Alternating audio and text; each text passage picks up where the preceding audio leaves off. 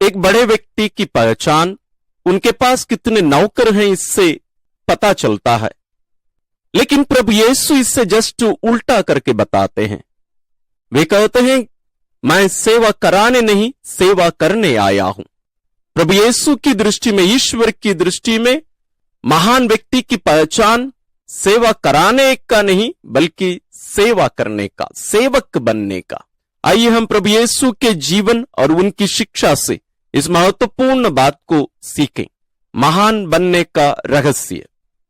आइए हम हमारी साधना के लिए अपने आप को तैयार करें। अपना पवित्र बाइबल, डायरी, पेन, पेंसिल ले लीजिए और अपना निर्धारित स्थान पर, उचित स्थान पर आप आइए। यदि आप अकेले इसको कर रहे हैं तो आप अपने परिवार के अन्य प्रियजनों से भी आप निवेदन करिए, उन्हें जानकारी दीजिए कि वे आपको डिस्टर्ब ना करें, और अपना कमरा बंद कर दीजिए। आइए अपना स्थान ग्रहण करिए और सबसे महत्वपूर्ण बात, अपने आप को ईश्वर की उपस्थिति में रखिए। ईश्वर हमारे साथ हैं, लेकिन हमारे लिए बहुत जरूरी है कि हम भी अपने आप को ईश्वर की उपस्थिति में रखें, अपने आप को याद दिलाएं कि हम ईश्वर की उपस्थिति में, ईश्वर के सामने हैं। यदि बाहर से कोई आवाज या आपके दिमाग के अंदर कोई विचार चल रहे हों, उन सबको स्वीकार करिए, ग्रहण करिए, उनके विरुद्ध लड़िए मत, उन सबको ईश्वर के चरणों में समर्पित करिए। क्योंकि यदि कोई चिंता है आपके दिमाग में या कोई विचार आपको डिस्टर्ब कर रहा है, तो वो वास्तव में हमारे विरुद्ध नहीं है, बल्कि हमारे जीवन में ये एक महत्वपूर्ण बात है।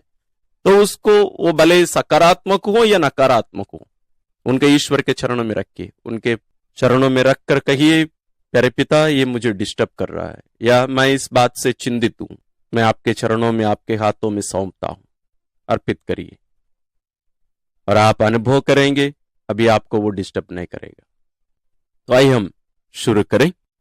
पिता और पुत्र और पवित्र आत्मा के नाम पर आमीन।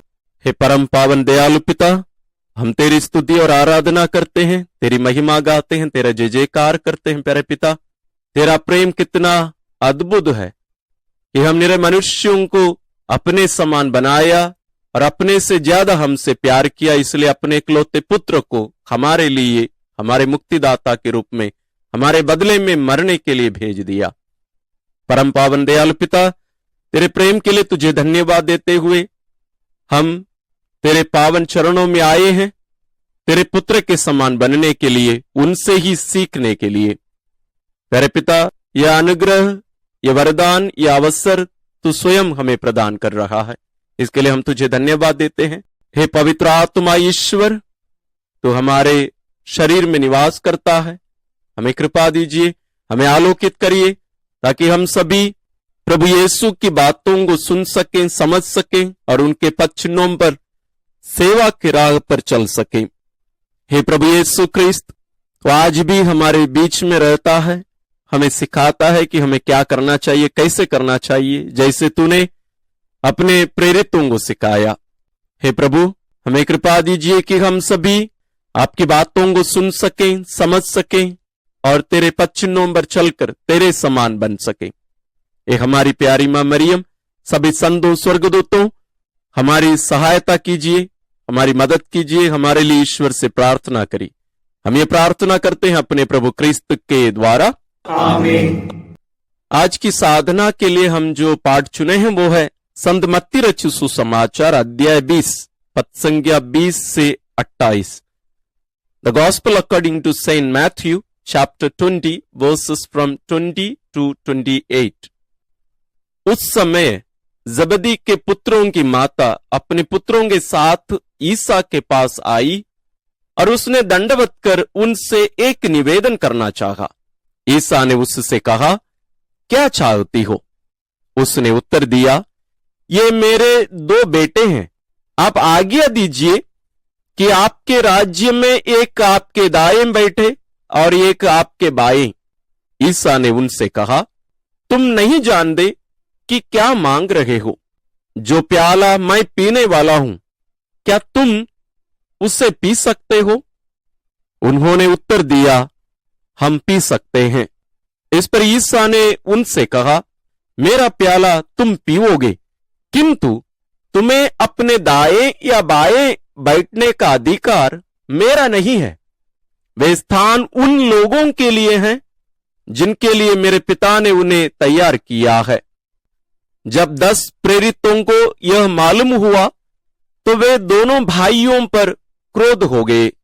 यीशु ने अपने शिष्यों को अपने पास बुलाकर कहा, तुम जानते हो कि संसार के अधिपति अपनी प्रजा पर निरंकुश शासन करते हैं और सत्ताधारी लोगों पर अधिकार जताते हैं।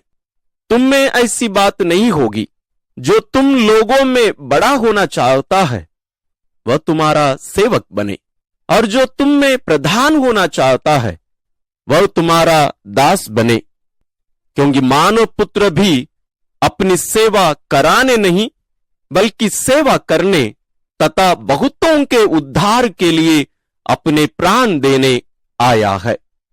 आइए हम इस पाठ को कम से कम 2-3 बार पढ़ ले। धीरे पढ़िए लेकिन जोर से, आवाज आप सुन सकें, क्योंकि सुनने से हम बहुत सारी बातों को समझ सकते हैं और उसके अंदर जो बातें छुपी हैं उसको हम आसानी से पकड़ पाएंगे। इसलिए आप जोर से पढ़िएगा, धीरे, जोर से, ध्यान से। आइए हम हमारी साधना के पहले चरण में प्रवेश करते हैं, मनन चिंतन। इसका संदर्भ हम थोड़ा सा देख लेते हैं। यहां हम संत मत्ती रचित सुसमाचार में इस घटना को देख रहे हैं। याकूब और योहन की मां यानी जबदी की पत्नी प्रभु यीशु के पास आकर निवेदन करती है कि याकूब और योहन प्रभु यीशु के दाएं बाएं बैठे। इसी घटना को आप मार्कुस रचित सुसमाचार में पढ़ेंगे तो वहां हम पाएंगे कि वहां मां नहीं आती है। वहां याकूब और योहन दोनों मिलकर जाकर प्रभु से मांग करते हैं। क्यों ये थोड़ा सा फर्क, इसमें कोई गलत नहीं है, क्योंकि मार्कुस का सुसमाचार सबसे पहले आया ना, तो उस समय संत याकूब की मृत्यु शायद नहीं हुई होगी और योहन उतना ज्यादा प्रसिद्ध, जरूर वो तो विशेष शिष्य थे प्रभु यीशु के, लेकिन जिस रूप में बाद में वो उभरे होंगे या बड़े हुए होंगे वो उतना पहले नहीं थे होंगे। एक कारण वैसे हो सकता है। इसलिए संत मत्ती उनकी मां को बीच में लेके आते हैं। वे इस घटना को ऐसे प्रस्तुत करते हैं मानो याकूब और योहन सीधा जाके नहीं पूछ रहे हैं, लेकिन उनकी मां जा रही है। लेकिन बात स्पष्ट है कि उन लोग दोनों ही अपनी मां को प्रभु के पास भेजे। बात स्पष्ट है उसमें, उनकी इच्छा थी। क्या आप नहीं चाहेंगे प्रभु यीशु के दाएं बाएं बैठने, उनके बगल में बैठना आप पसंद नहीं करेंगे? प्रभु यीशु के बगल में मैं जरूर पसंद करूंगा। वो भले अधिकार जताने में हो या सेवा करने में हो, कहीं भी हो, प्रभु यीशु के पास उनके बगल में दाएं या बाएं बैठना या उनके साथ रहना हम जरूर पसंद करेंगे। मैं विश्वास करता हूं आप भी जरूर पसंद करेंगे। उन लोग भी वही चाहे। और दूसरी एक बात, यदि आप नहीं जानते हैं तो याकूब और योहन प्रभु यीशु के चचेरे भाई थे दोनों, तो इस बात को भी हमें समझना बहुत जरूरी है। तो इसमें गलत बात क्या है? अन्य जितने भी शिष्य थे उन लोग ऐसे रिश्तेदार नहीं थे प्रभु के। एक थे तदयुस संत यूदा, वो भी उनके चचेरे भाई हैं। अन्य लोग सब कोई उनके रिश्तेदार नहीं थे। ये दोनों निकटतम रिश्तेदार थे, दोनों भाई हैं प्रभु के। तो आप समझिए उस संदर्भ को, और इस संदर्भ को प्रभु उपयोग करके एक शिक्षा हमें देते हैं। महान बनना है तो उसके लिए हमें क्या करना पड़ेगा? उसके लिए प्रभु यहां कुछ 3 बातों को बताते हैं। और यहां हमें गौर करने की एक और बात है, प्रभु यीशु उन्हें डांटते नहीं है। प्रभु उन्हें डांटते नहीं है कि तुम इतने अविश्वासी बन गए, तुम लोग मेरे साथ रहे मेरे राज्य को हड़पने के लिए। उन पर चिल्लाए नहीं, गुस्सा नहीं किए, लेकिन वो एक अलग तरीके से इस अवसर का पूरा पूरा फायदा उठा के सबों को एक शिक्षा देते हैं।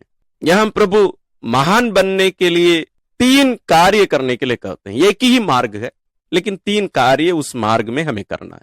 सबसे पहला है सेवा करना है। हम कल के मनन चिंतन में भी हम यही देखें, हमें नम्र बनना है।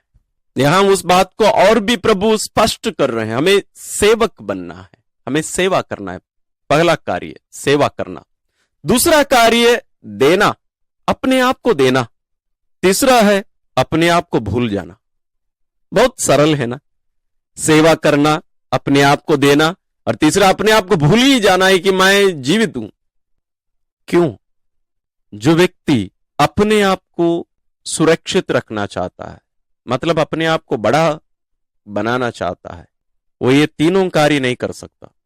वो दूसरों से सेवा कराएगा, दूसरा वो दूसरों को निचोड़कर अपने आप को बड़ा करते जाएगा, तीसरा वो अपने आप को कभी भूल ही नहीं सकता, दूसरों को भूल जाएगा, अपने माता पिता को भूल जाएगा, समाज को भूल जाएगा, लेकिन अपने आप को कभी भूल नहीं सकता।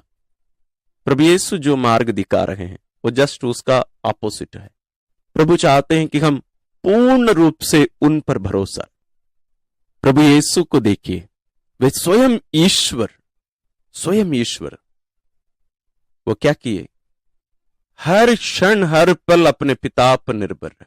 कल हमने देखा प्रभु यीशु कितना नम्र बन गए थे, अपने आप को कितना छोटा कर दिए थे।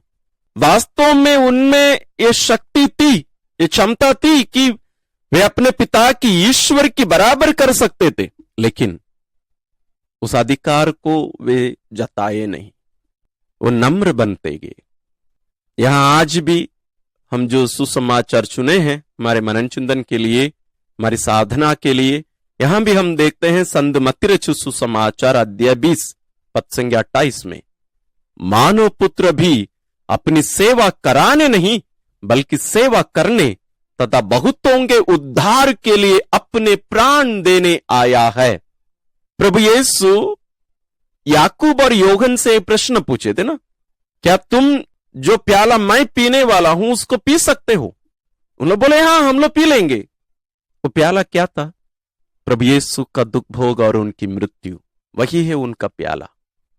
यहां भी प्रभु यीशु वही कह रहे हैं, मानव पुत्र भी अपनी सेवा कराने नहीं बल्कि सेवा करने तथा बहुतों के उद्धार के लिए अपने प्राण देने आया है। जो प्रभु यीशु के साथ रहना चाहते हैं, जो उनके मित्र बनना चाहते हैं, जो उनके दाएं बाएं बैठना चाहते हैं, जो उनके आगे पीछे चलना चाहते हैं, उन्हें भी इस मार्ग पर चलना पड़ेगा।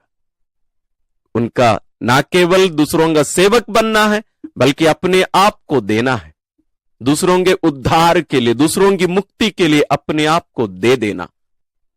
देखिए, आप कोई बड़े लीडर को ले लीजिए, कोई पॉलिटिशियन हो और अन्य लीडर भी हो सकते हैं, आप उनको ले लीजिए, क्या होता है उनके चारों ओर हजारों लोग रहते हैं, लाखों भी होंगे।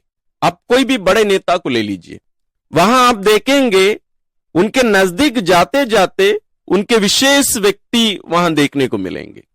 जो बाहरी रूप में रहते हैं वो एक भीड़ होती है, उनमें से ज्यादा कोई नेता नहीं होंगे। उनके अंदर आप जाएंगे, एक लेयर लीडर्स मिलेंगे, वो छोटे लीडर्स होंगे, गांव के नेता लोग। उसके अंदर आप जाएंगे, आप वहां देखेंगे ये ब्लॉक लेवल के लीडर लोग मिलेंगे। उसके अंदर जाएंगे, जिला लेवल के मिलेंगे। उसके अंदर जाएंगे, आपको स्टेट लेवल के मिलेंगे। उसके अंदर जाएंगे, आपको नेशनल लेवल के मिलेंगे। और उसके अंदर जाएंगे, आप देखेंगे उनके नजदीकी दोस्त लोग, जो उस नेता को पूर्ण रूप से जानते हो, उनकी कमजोरी, उनकी अच्छाई, उनकी बुराई सब कुछ जानने वाले कुछ बहुत कम लोग उनके साथ रहते हैं। प्रभु यीशु के साथ में भी इस प्रकार ही लोग थे। प्रभु यीशु के पीछे पीछे भी हजारों लोग जाते थे। प्रभु यीशु खिलाए थे, पुरुष लोग ही 5000 थे, तो जरूर महिला लोग 5000 से ज्यादा रही होगी, बच्चे उससे ज्यादा रहे होंगे। एक ही समय में प्रभु यीशु 15000 से ज्यादा लोगों को खिलाए थे रोटी, लेकिन उनके नजदीकी ये 3 लोग थे। 12, उसके पहले 72, उसके बाद में 12, 12 के अंदर 3, 3 के अंदर 1 योहन। हम जितना अपने आप को देंगे, ये जो 3 कार्य करने के लिए प्रभु हमसे कह रहे हैं, सेवा करना, अपने आप को देना, अपने आप को भूल जाना, इसमें हम कितना प्रतिशत कार्य करते हैं उतना हम प्रभु के नजदीक जा पाएंगे। आपको और मुझे अब निर्णय लेना पड़ेगा, हम प्रभु के कितना नजदीक जाना चाहेंगे। क्या हम बाहर उस भीड़ में रहना चाहेंगे, हम ब्लॉक लेवल में रहना चाहेंगे, जिला लेवल पर जाना है, स्टेट लेवल पर जाना है, राज्य स्तर पर जाना है, विश्व स्तर पर जाना है, या प्रभु के नजदीक उनके गिने चुने जो नजदीकी दोस्त लोग हैं, मित्र लोग हैं, यार हैं, उनमें से आप गिने जाना चाहेंगे। आपको और मुझे निर्णय लेना है। मुझे लगता नहीं है कि आप उस भीड़ में रहना चाहेंगे, नहीं है ना? तो आइए हम प्रभु की राह पर चलें, सेवा करें, अपने आप को दें, अपने आप को भूल जाए।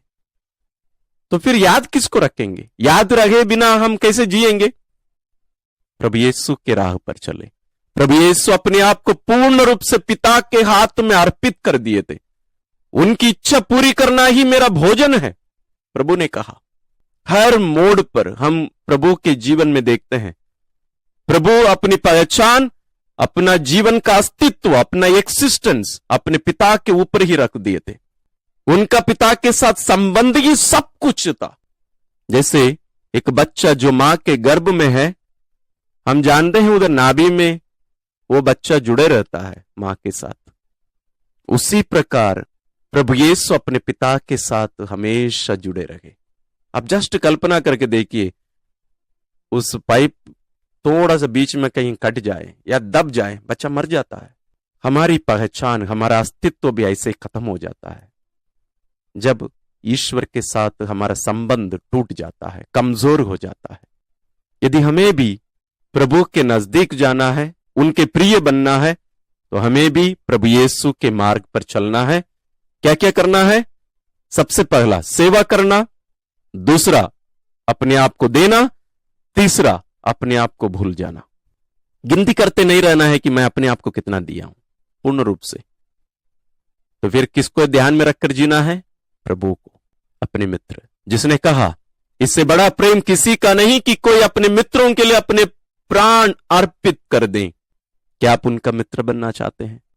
चलिए उनके पीछे सेवा करते हुए, अपने आप को भूलकर, अपने आप को देते हुए हम भी चलें प्रभु के पीछे। आइए हम मनन करें। आइए हम दूसरे चरण में प्रवेश करें। प्रति उत्तर। हे प्रभु यीशु, मैं भी तुझे देखना चाहता हूं। तूने कहा मैं सेवा कराने नहीं, सेवा करने आया हूं। तू ईश्वर होते हुए भी कैसे लोगों की सेवा कर रहा था। गरीब, लाचार, बेसहारे लोगों के बीच में जा रहा था तू।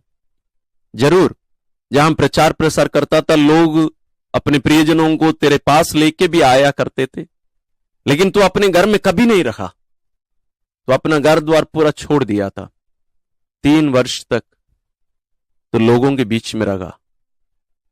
इसलिए तूने कहा मानव पुत्र को अपना सिर रखने का भी स्थान नहीं है, जगह नहीं है, और तुम्हें मरने के बाद अपना खुद का कब्र तक नहीं मिला। तू लोगों के लिए अपने आप को पूर्ण रूप से दे दिया, और तू हमारे समान नहीं, तू सर्वशक्तिमान है प्रभु। इसलिए मैं तेरे बारे में उस सच्चाई को जानना चाहता हूं, देखना चाहता हूं, और उसके द्वारा मैं जीवन के अर्थ को, मेरे जीवन के अस्तित्व के कारण को मैं जानना चाहता हूं। प्रभु, मैं भी तेरे समान मेरे आस पड़ोस में रहने वालों की जरूरतों को मैं पहचान सकूं। तू हर जरूरतमंद को पहचान कर उनके पास पहुंच जाता था। तो जहां कहीं भी गया भलाई करते गया। मैं भी ऐसे कर सकूं। मैं भी तेरे समान समाज में जिनको बहिष्कार करके दूर रख दिए हैं, अछूत मानते हैं, मैं भी उनके बीच में उनके साथ उठना बैठना कर सकूं, उनके साथ भोजन कर सकूं। तू भी वैसे करता था। मैं तेरे पवित्र हृदय के लंबाई, चौड़ाई, ऊंचाई, गहराई को मैं भी समझ पाऊं प्रभु, कि तू कैसे इतना ज्यादा लोगों से प्यार कर सकता था। प्रभु, मेरे जीवन में ऐसे कोई भी बात, ऐसे बाधा ना बन जाए जो मुझे तेरी दृष्टि में महान बनाने से रोके। मैं भी तेरी दृष्टि में महान बनना चाहता हूं। मैं भी तेरे समान सेवा करना चाहता हूं, अपने आप को देना चाहता हूं, अपने आप को भूलकर तुझ पर ही अपनी पहचान, अपना अस्तित्व पाना चाहता हूं। लेकिन प्रभु, मैं जानता हूं ये आज की स्थिति में जैसे मैं जी रहा हूं, ये असंभव है। मुझे तेरी कृपा की जरूरत है। मुझे तेरे पथ पर चलने के लिए मुझे तेरी कृपा की जरूरत है। मैं अपने आप को तेरे हाथों में रखता हूं। आइए आप भी अपने मन में जो भावनाएं उठ रही हैं, जो प्रार्थनाएं उठ रही हैं, जो बातें उठ रही हैं, उन सबको प्रभु के चरणों में रखिए, प्रभु पर प्रकट करिए। हम तीसरे चरण में प्रवेश करते हैं। हे प्रभु, तू जानता है मेरे लिए सेवा करना कितना कठिन होता है। मैं स्वाभाविक रूप से चाहता हूं कि दूसरे लोग मेरी सेवा करें। मैं अपने परिवार में भी किसी की सेवा नहीं करता। यहां तक जो थाली मैं खाता हूं उसको भी मैं अपनी जगह पर ही छोड़ देता हूं। उसको धोना तो दूर की बात है। हम परिवार में रहने वाले प्रभु, हम माता पिता की कोई सेवा नहीं करना चाहते हैं। जो हमसे बड़े हैं, बुजुर्ग लोग हैं घरों में, उनकी हम सेवा करना ही नहीं चाहते हैं। हम भुनभुनाते हैं, हम बुराई करते हैं उनकी। लेकिन प्रभु, यदि तू चाहता है कि मैं तेरे पद चिन्हों पर दूसरों की सेवा करने की राह पर मैं चलूं, जैसे मैंने कहा, ये मेरे लिए तो असंभव की बात है, लेकिन मैं जानता हूं कि तो असंभव सी बातों की मांग नहीं करता है, क्योंकि तू उसके लिए कृपा प्रदान करता है। मैं इसलिए तुझ पर भरोसा करके तेरे पद चिन्हों पर चलने के लिए तैयार हो रहा हूं। लेकिन प्रभु, कभी भी मुझे त्यागना मत। यदि मैं भी यूदास के समान तुझसे पीछे हटकर दूसरे राह पर चलने की कोशिश करता हूं, तो मुझे थप्पड़ मारकर अपने राह पर लेके आ जाना, मुझे दंड देना। लेकिन मैं जानता हूं तू मुझे दंड देता नहीं है, तो अपने साथ ले चलते रहता है। मुझे कृपा दे कि मैं तेरी उपस्थिति को पहचान सकूं, मैं तेरे हाथ के स्पर्श को मैं पहचान सकूं, अनुभव कर सकूं। मुझे कृपा दे कि मैं जितना ज्यादा सेवा कर सकूं उतना मैं अपने आप को अर्पित कर सकूं, पूर्ण रूप से सेवा करने के लिए अपने आप को दे सकूं। तेरे समान, मां मरियम के समान, संत मदर तेरेसा के समान, तुम मुझसे जो भी चाहता है वो सब करने के लिए अपने आप को दे सकूं। साथ ही जैसे तूने याकूब और योहन से पूछा, क्या तुम जो प्याला मैं पीने वाला हूं इसको पीने के लिए तैयार हो? क्या तुम पी सकते हो? तूने पूछा। प्रभु, मैं भी उस प्याला से पी सकूं, मेरे जीवन को मैं तेरे लिए अर्पित कर सकूं, ये मेरी आशा है। लेकिन मैं जानता हूं मैं कितना कमजोर हूं। मुझे कृपा दे कि मैं अपने हर दिन के जीवन में तेरी इच्छा ढूंढता रहूं। तू जैसे अपने पिता पर निर्भर रह के अपने जीवन बिताया, उसी प्रकार मैं तुझ पर निर्भर रहकर अपना जीवन यापन कर सकूं। मुझे कृपा दे, तेरी इच्छा पूरी हो। आइए हम अपने मन की भावनाओं को प्रभु पर प्रकट करें।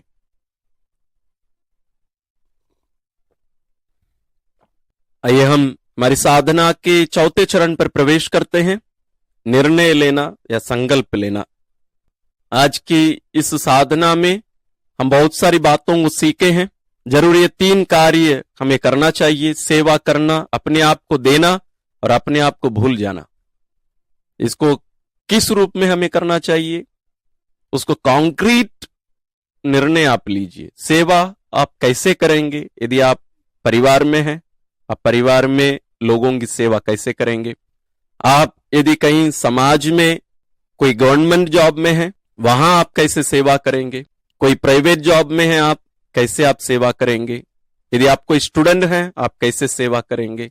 उसको निर्णय लेते समय आप इस बात को ध्यान में रखिएगा कि बातें स्पष्ट हो। स्पष्ट जितना क्लियर होता है, स्पेसिफिक होता है, उतना बेहतर है। माने कब, कहां, कैसे, ये सब स्पष्ट होना चाहिए। आप लिखिए और उनको आज से ही अपने जीवन में अमल करने की शुरू करिए, कोशिश करिए। आइए हम प्रार्थना करें। हे परम पावन दयालु पिता, हम तेरी स्तुति और आराधना करते हैं, तेरी महिमा गाते हैं इस अवसर के लिए जब तू हमें बुलाकर अपने पुत्र से पवित्र आत्मा की प्रेरणा से सीखने का एक अवसर दिया। तेरे पिता, हमें भी कृपा दे कि हम तेरे पुत्र के समान तुझ पर निर्भर रहकर, तुझ पर पूरा पूरा भरोसा रखकर अपना जीवन यापन कर सके। हे पवित्र आत्मा, तू हमारे शरीर में निवास करता है, हमें कृपा दे कि हम सदैव प्रभु यीशु के समान तेरी प्रेरणा से अपना जीवन यापन कर सकें। हे प्रभु यीशु ख्रिस्त, हमें कृपा दे कि हम तेरे हाथों को पकड़ते हुए तेरे पच्छनों पर हम चलते रहें, तेरे पीछे पीछे अपने दैनिक जीवन की क्रूस को उठाकर तेरे पीछे पीछे हम चल सकें। तो हमें सदा तेरे पीछे चलते रहने, और यदि हम तुझसे कभी दूर चले जाएं तो हमें खोज निकालकर अपने पीछे पीछे घसीट कर ले जाने की कृपा कर। प्यारे पिता, यहां उपस्थित आपकी इन सभी संतानों को तेरे श्री चरणों में विशेष रूप से अर्पित करता हूं। इनमें से बहुत सारे लोग लगातार इस साधना में भाग लेकर तेरे पुत्र से सीखने के लिए समय निर्धारित करके इस साधना में भाग ले रहे हैं। उन्हें विशेष अनुग्रह आशीष प्रदान कर, इनके परिवारों को विशेष आशीष प्रदान कर, इनकी प्रार्थनाओं को सुनने की कृपा कर। सभी संतों स्वर्गदूतों, हमारी सहायता करिए, हमें भी सिखाइए, हमारे लिए प्रार्थना करिए। हम ये प्रार्थना करते हैं अपने प्रभु क्रिस्त के द्वारा, आमीन। प्रिय भाई और बहनों, प्रभु यीशु के प्रिय मित्र बनने के लिए, उनके साथ उनके हाथ पकड़कर उनके साथ चलने वाले उनके दोस्त बनने के लिए आइए हम सेवा के मार्ग पर, महान बनने के इस राह पर आगे बढ़ें।